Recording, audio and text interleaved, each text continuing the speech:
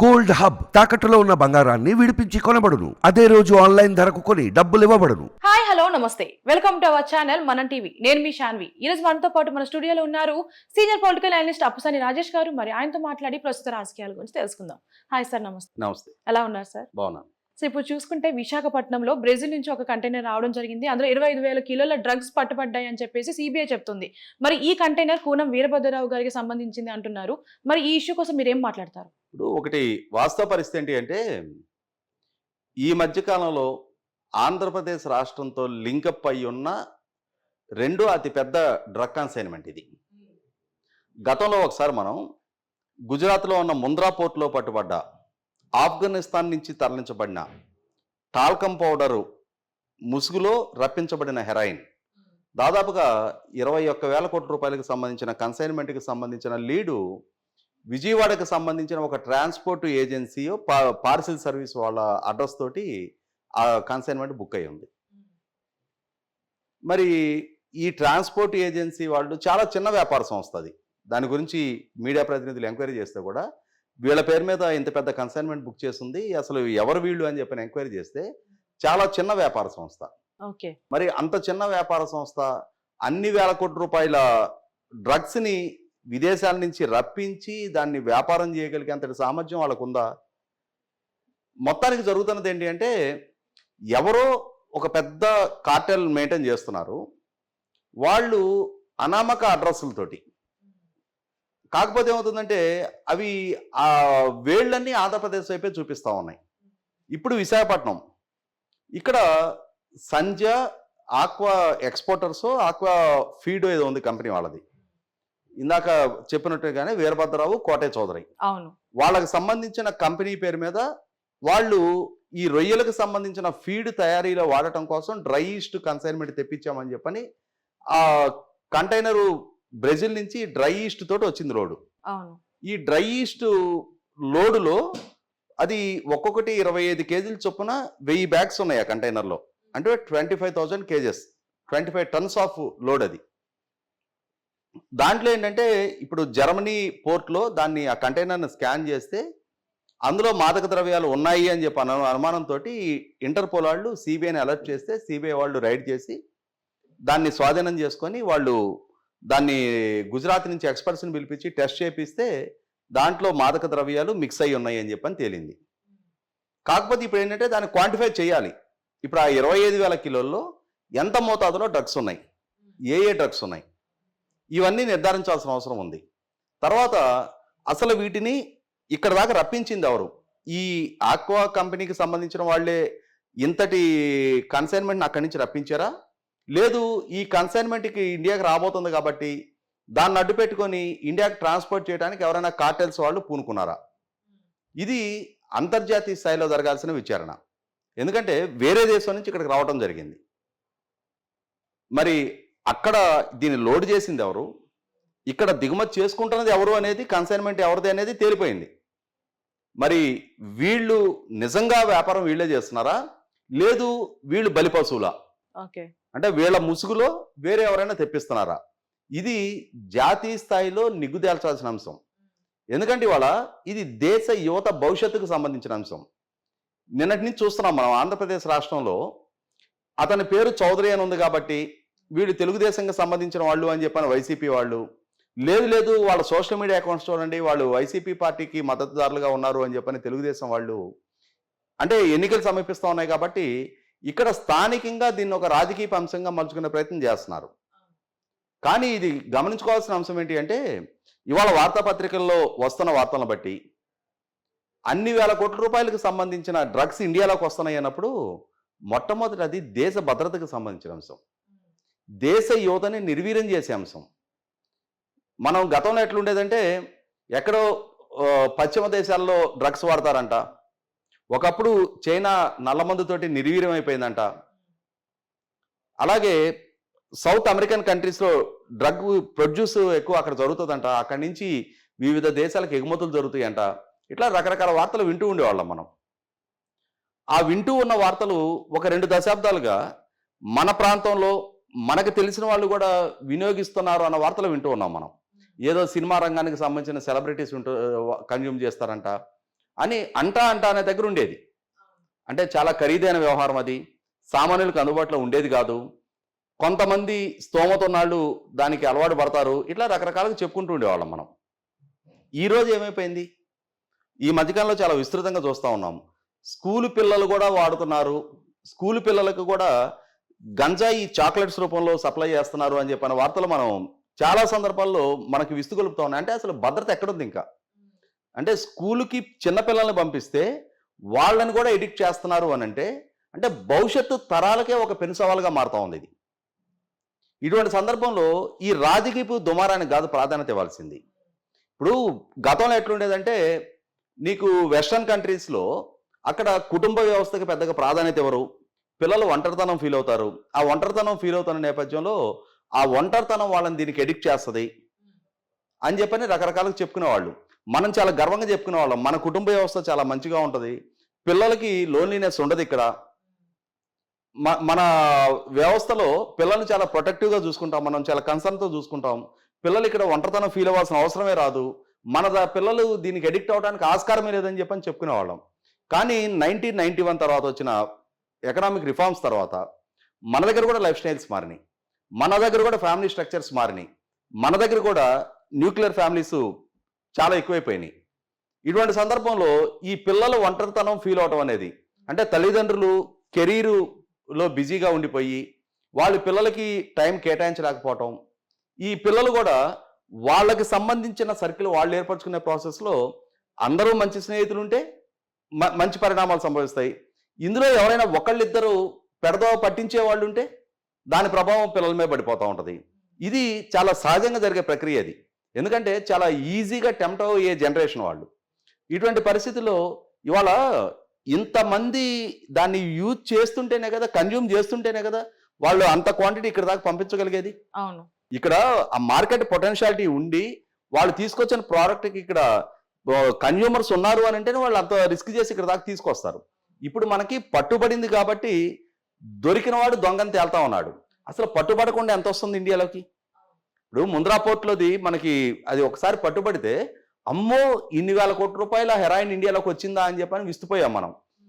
నిన్నటి నుంచి అవునా విశాఖపట్నంలో ఇంత డ్రగ్గా, మరి ఇంతకుముందు ఎన్ని కన్సైన్మెంట్లు వచ్చినాయో, ఎక్కడెక్కడికి ట్రాన్స్పోర్ట్ అయిందో, దాన్ని ఎవరెవరు స్థాయికి చేరుస్తూ ఉన్నారో, ఎవరెవరు వినియోగిస్తున్నారో ఇవి తెలియదు కదా మనకి. రేపు అంతిమంగా ఒక జనరేషన్ నిర్వీర్యం అయిపోవడానికి ఆస్కారం ఉంది. అంటే మొట్టమొదటగా దీనికి ఎండ్ యూజర్స్ ఎవరు, ఎందుకు వాళ్ళు ఎడిక్ట్ అవుతున్నారు, ఎందుకు కన్జ్యూమ్ చేస్తున్నారు, ఎంత ఖర్చు పెడుతున్నారు, అక్కడి నుంచి ఆ సంస్కరణ రావాలి. మొట్టమొదటగా ఎవరికి వాళ్ళు కుటుంబంలో ఆ సంస్కరణ మొదలు పెట్టుకోవాలి. అంతిమంగా కొనేవాళ్ళు లేనప్పుడు ఇండియాకి తీసుకురాదు దాన్ని. వాళ్ళు ఎక్కడ మార్కెట్ పొటెన్షియాలిటీ ఉంటే అక్కడికి ట్రాన్స్పోర్ట్ చేసుకుంటారు. ఇండియాలో వాళ్ళకి డిమాండ్ ఉంటేనే డిమాండ్ సప్లై కదా అది. వాడు తయారు చేసేవాడు బ్రెజిల్లోనో కొలంబియాలోనో ఎక్కడో ఉంటాడు, మెక్సికోలోనో ఎక్కడో ఉంటాడు, అక్కడి నుంచి ఇక్కడ వరకు తీసుకొస్తున్నాడు అని అంటే ఇక్కడ దానికి మార్కెట్లో డిమాండ్ ఉంటే ఇక్కడ వరకు దాన్ని ట్రాన్స్పోర్ట్ చేస్తున్నారు. మనం దానిని ఇక్కడ వినియోగించకుండా పరిస్థితులు సృష్టించాల్సిన అవసరం ఉంది. అది ఆ సంస్కరణ అనేది, ఆ మార్పు చేర్పులు అనేది కుటుంబం లెవెల్ నుంచి బిగిరి కావాలి. ప్రతి తల్లిదండ్రి తన బిడ్డలతో టైం ఎక్కువ స్పెండ్ చేయాలి, ఆ పిల్లలకి కుటుంబ విలువల గురించి చెప్పాల్సిన అవసరం ఉంది. అదే సందర్భంలో మీరు ఒంటరి వాళ్ళు కాదు, మీకు అండదండలుగా అందించడానికి మేము ఉన్నాం, ఒకవేళ మా కెరీర్లో మేము బిజీగా ఉన్నా అది కూడా మీ గురించే, మీరు మాకు చాలా విలువైన వాళ్ళు, మీకు అద్భుతమైన కెరీర్ నిర్మించాల్సిన అవసరం ఉన్న రీత్యా మేము కష్టపడుతున్నాం అని చెప్పని తమ తల్లిదండ్రులు తమ పట్ల కన్సర్న్ తోటి ఉన్నారు అన్న భావన మొట్టమొదటిగా పిల్లలకు కలిగాల్సిన బాధ్యత ఉంది. ఖచ్చితంగా ఎక్కడైతే ఆ గ్యాప్ వస్తుందో ఆ గ్యాప్ని ఎక్స్ప్లాయిట్ చేసుకోవడానికి ఇటువంటి వాళ్ళు, అంటే ఇటువంటి ప్రోడక్ట్స్ అమ్మేవాళ్ళు కాసుకొని ఉంటారు. ఆ ఒంటరితనాన్ని కనిపెట్టి, అంటే ఎవరైతే లోన్లీనెస్ ఫీల్ అవుతూ ఉంటారో, కొంత డిప్రెషన్కి గురవుతూ ఉంటారో అటువంటి వాళ్ళని ఐడెంటిఫై చేసి వాళ్ళు ఫైనాన్షియల్లీ స్టేబుల్ కనుక అయ్యి ఉంటే చాలా తేలికగా ఈ ఉచ్చులోకి దింపేస్తూ ఉంటారు. ఇటువంటి సందర్భంలో మొట్టమొదటగా ఆ సంస్కరణ అనేది మొదటి నుంచి కుటుంబ స్థాయి నుంచి బిగిన్ కావాల్సిన అవసరం ఉంది. రెండోది ప్రభుత్వాల పరంగా చాలా కట్టుదిట్టమైన చర్యలు తీసుకోవాల్సిన అవసరం ఉంది. ఇవాళ మనకి అందిన సమాచారం ఏంటి, జర్మనీలో వాళ్ళు కంటైనర్ని స్కాన్ చేశారు. అంటే వాళ్ళ దగ్గర ఎంత అడ్వాన్స్డ్ టెక్నాలజీ ఉంది. ఒక కంటైనర్ లోపల ఉన్న ప్రోడక్ట్ లో ఏముంది అని చెప్పని కనిపెట్టగలిగే అంతటి పరిజ్ఞానం వాళ్ళ దగ్గర ఉంది కదా. సో అటువంటి పరిజ్ఞానం మనం కూడా అమర్చుకోవాల్సిన అవసరం ఉంది. ఇవాళ వాళ్ళు దాన్ని పసిగట్టి మన కంట్రీకి అది రూట్ అని అయ్యింది కాబట్టి ఇక్కడ మన అథారిటీస్ని ఎలర్ట్ చేశారు. సో అంటే ఇప్పుడు జర్మనీలో అక్కడికి డ్రగ్స్ వాళ్ళ కంట్రీలోకి రావట్లేదా, వాళ్ళు వాడట్లేదంటే వాడుతూ ఉన్నారు కాబట్టి వాళ్ళ కంట్రీ అక్కడ ప్రజలు దానికి బాధితులుగా మారుతున్నారు కాబట్టి అక్కడ ప్రభుత్వం కూడా ఎప్పటికప్పుడు టెక్నాలజీ పరంగా అప్డేట్ అవుతా ఉన్నారు, అప్గ్రేడ్ అవుతా ఉన్నారు. వాళ్ళు అవుతున్నారు కాబట్టి అక్కడికి వచ్చిన ఒక షిప్లో ఉన్న ఒక కంటైనర్లో ఏముంది, ఏముండటానికి ఆస్కారం ఉంది అనేది వాళ్ళు కంటైనర్ ఓపెన్ చేయకుండానే దాన్ని కనిపెట్టగలిగారు. అక్కడే సీజ్ చేయాల్సింది కదా. అంటే మేబీ అంటే మన కంట్రీకి వస్తుంది కాబట్టి ఇక్కడ ఎవరు అక్కడ సీజ్ చేయొచ్చు, కానీ ఇక్కడ తెప్పిస్తుంది ఎవడో. ఇప్పుడు వీడు బయటపడిపోయాడు కదా, ఎవరి పేరు మీద ఇన్వాయిస్ ఉంది ఇక్కడ, ఆ కంటైనర్ ఇక్కడ తెప్పిస్తుంది ఎవరు, ఆ కన్సైన్మెంట్ వాళ్ళని ఐడెంటిఫై చేయడానికి వీలైంది కదా ఇక్కడికి రాబట్టి. అవును. సో అందువల్ల మేబీ అసలు ఇక్కడ ఇప్పుడు ఒక పక్క నుంచి పంపించేవాడు ఉన్నాడు, ఇక్కడ రిసీవ్ చేసుకుంటుంది ఎవరు. సో వీళ్ళు ఇదే మొట్టమొదటిసారి తెప్పిస్తున్నారా, ఇంకా ఇంతకు ముందు కూడా తెప్పించారా, దీంట్లో ఇంకెవరెవరు ఇన్వాల్వ్ అయి ఉన్నారు, ఇవన్నీ రెడీ హ్యాండెడ్ పట్టుకోవడం కోసం మేబీ ఇక్కడ వరకు రానిచ్చి ఉండొచ్చు. ఏదేమైనా సరే అటువంటి జర్మనీలో వాళ్ళు అడాప్ట్ చేసుకున్న టెక్నాలజీ అది మన వాళ్ళు కూడా అడాప్ట్ చేసుకోవాలి, మరింత విస్తృతంగా సోదాలు జరపాలి. మరింతగా నేను అనుకోవటం ఇప్పుడు ఇది ఒక షాక్. అంటే ఇంత పెద్ద కన్సైన్మెంట్ సీజ్ అయితే దానివల్ల ఫైనాన్షియల్గా కూడా అటు ఎక్స్పోర్టర్స్కి కానీ ఇటు ఇంపోర్టర్స్ కానీ వాళ్ళకి చాలా సివియర్ సెట్ బ్యాక్ ఇది. అంటే ఇటువంటివి ఇంకొకటి 2 దెబ్బలు తగిలితే ఈ బల్క్లో ఇంత లార్జ్ స్కేల్ క్వాంటిటీ సీజ్ అయిపోతూ ఉంటే ధైర్యం చేసి రిస్క్ చేయరు, ఎందుకంటే వాళ్ళకి ఫైనాన్షియల్గా సెట్ బ్యాక్ అవుతుంది కాబట్టి ఏంటంటే ప్రభుత్వాలు ఇది ఒక అలార్మింగ్ సిచ్యుయేషన్. మొన్న ముంద్రా పోర్టులోదైనా ఇవాళ మనకి విశాఖపట్నం పోర్టుదైనా కూడా ఒక అలార్మింగ్ సిచ్యుయేషన్. అదే సందర్భంలో ఆంధ్రప్రదేశ్ పౌరులుగా ఇవాళ ఇటువంటి వాటిల్లో మన ఆంధ్రప్రదేశ్ ప్రస్తావన రావడం అనేది మనకు కొంచెం సిగ్గుపడాల్సిన వ్యవహారం. అది ఇక్కడ డబ్బు సంపాదించడానికో షార్ట్ టర్మ్లో చాలా తక్కువ టైంలో చాలా ఎక్కువ డబ్బు సంపాదించే వ్యామోహంతో ఇటువంటి వ్యాపారాల్లోకి మల్లుతున్నారా ఎవరైనా, లేదు ఇటువంటి వ్యాపారాలు చేసే వాళ్ళకి వీళ్ళు స్పేస్ ఇస్తున్నారా, అంటే మా ఆఫీస్ పేరు వాడుకోండి, లేదు మేము కన్సైన్మెంట్ బుక్ చేయబోతున్నాము దాంట్లో రప్పించుకోండి అని చెప్పని వీళ్ళు స్పేస్ ప్రొవైడ్ చేస్తున్నారా. ఎవరైనా సరే ఏ స్థాయి వ్యక్తులైనా సరే ఇటువంటి జాతి ద్రోహం ఒక రకంగా ఒక జనరేషన్ స్పాయిల్ చేసే చర్యలు ఇవి. మనకి సింగపూర్ లాంటి కంట్రీలో డ్రగ్ పెడ్లర్స్కి గల్ఫ్ కంట్రీస్లో కూడా మరణ శిక్షలు ఉన్నాయి. మన దగ్గర మరణ శిక్ష విధిస్తున్నారు లేదా నాకు ఐడియా లేదు, కానీ మన దగ్గర కూడా నార్కోటిక్స్ యాక్ట్ అనేది చాలా కఠినమైన శిక్షలకి ఆస్కారం ఉన్న చట్టాలు ఉన్నాయి మన దగ్గర.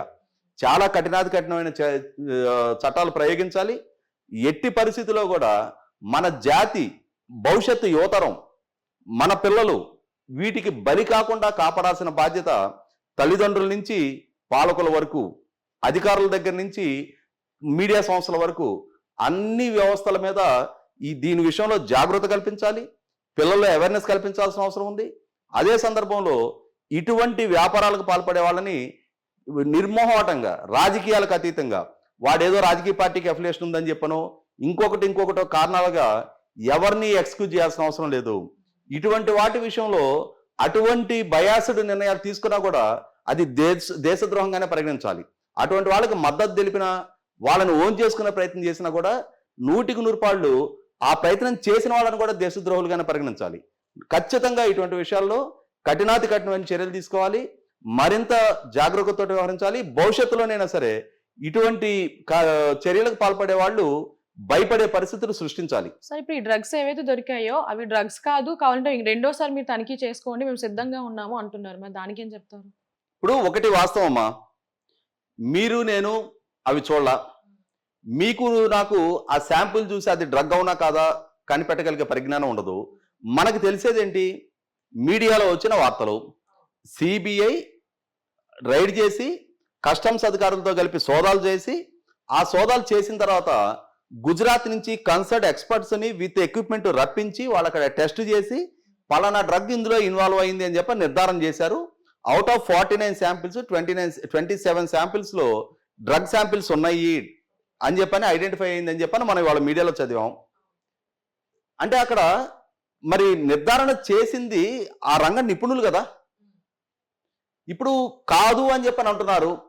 కాదు అని అంటున్నప్పుడు దాన్ని నిర్ధారణ చేసుకోవాల్సిన బాధ్యత కూడా ఎవరి పేరు మీద అయితే కన్సైన్మెంట్ వచ్చిందో వాళ్ళ మీద ఆధారపడి ఉంటుంది. ఇప్పుడు సిబిఐ అధికారికంగా ప్రకటించింది కదా నిన్న, వాళ్ళు బులెటిన్ రిలీజ్ చేశారు. ఆ రిలీజ్ చేసిన బులెటిన్లో వాళ్ళ విచారణకు అక్కడ స్థానికంగా ఉన్న అధికారులు కొంత ప్రతిబంధకం కల్పించే ప్రయత్నం చేశారని చెప్పని కూడా మెన్షన్ చేయడం జరిగింది. ఇటువంటి అత్యుత్సాహ ప్రదర్శన స్థానిక అధికారులు కూడా చేయడానికి వీల్లేదు. ఇప్పుడు జాతీయ విచారణ సంస్థలు, సిబిఐ లాంటి సంస్థలు, వాళ్ళు అత్యంత కీలకమైన సమాచారంతో ఇంటర్పోల్ అలర్ట్ తోటి వాళ్ళు ఒక రైడ్ చేస్తున్నప్పుడు వాళ్ళకి ఎట్లా ప్రతిబంధకాలు కల్పిస్తారు? కొంచెం బుద్ధి జ్ఞానం ఉండాలి కదా. ఇప్పుడు వాళ్ళకి ఎంత ఇంటెలిజెన్స్ ఉంటే అంటే ఆ ప్రాపర్ సమాచారం అందుకున్న తర్వాత కదా వాళ్ళు రెస్పాండ్ అయింది. అవును. ఆ రెస్పాండ్ అయ్యి వాళ్ళ డ్యూటీ వాళ్ళు చేస్తున్నప్పుడు మధ్యలో హడ్డిల్స్ వీళ్ళు క్రియేట్ చేయకూడదు. చేతైతే సపోర్ట్ చేయాలి, వాళ్ళకి ఏదైనా హెల్ప్ కావాలంటే చేయాలి.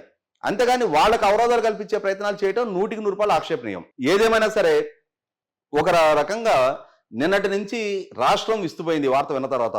దేశం కూడా విస్తుపోయిన అంశం ఇది. ఇంత పెద్ద కన్సైన్మెంట్ ఇండియాలోకి వచ్చింది అనేది చూద్దాం. భవిష్యత్తులో అయినా సరే ఇటువంటి పరిస్థితులు, పరిణామాలు ఎదురుకాకుండా ప్రభుత్వాలు తగు జాగ్రత్తలు తీసుకుంటేనే ఆశిద్దాం. Yeah sir, thank you sir.